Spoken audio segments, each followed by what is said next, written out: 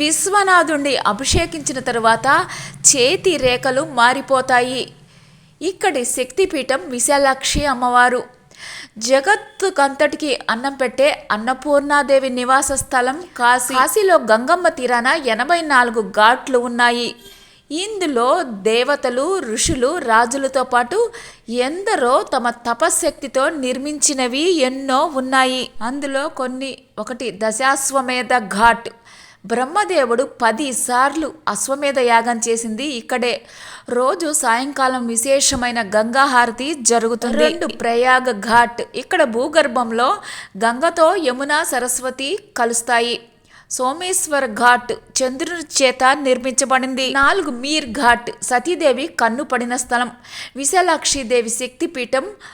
ఇక్కడే యముడు ప్రతిష్ఠించిన లింగం ఉంటాయి. 5 నేపాలీ ఘాట్. పశుపతినాథ్ మందిరం బంగారు కలశంతో నేపాల్ రాజు కట్టాడు. 6 మణికర్ణిక ఘాట్. ఇది కాశీలో మొట్టమొదటిది. దీనిని విష్ణుదేవుడు స్వయంగా సుదర్శన చక్రంతో తవ్వి నిర్మించాడు. ఇక్కడ సకల దేవతలు స్నానం చేస్తారు. ఇక్కడ గంగ నిర్మలంగా పారుతుంది.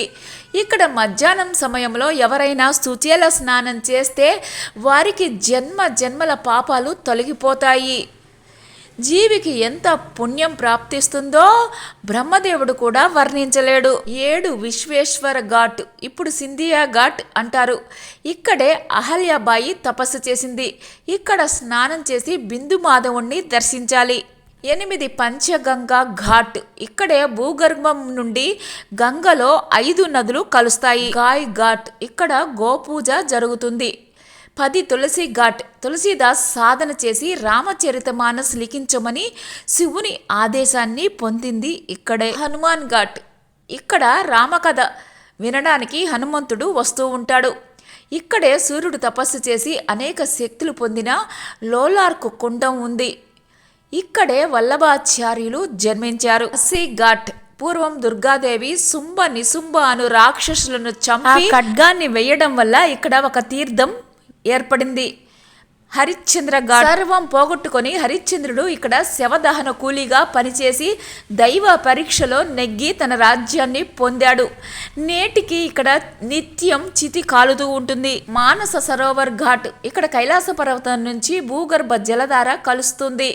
ఇక్కడ స్నానం చేస్తే కైలాస పర్వతం చుట్టిన పుణ్యం లభిస్తుంది. నారద ఘాట్. నారదుడు లింగం స్థాపించాడు. చౌతసి ఘాట్. ఇక్కడ 64 యోగినులు తపస్సు చేశారు.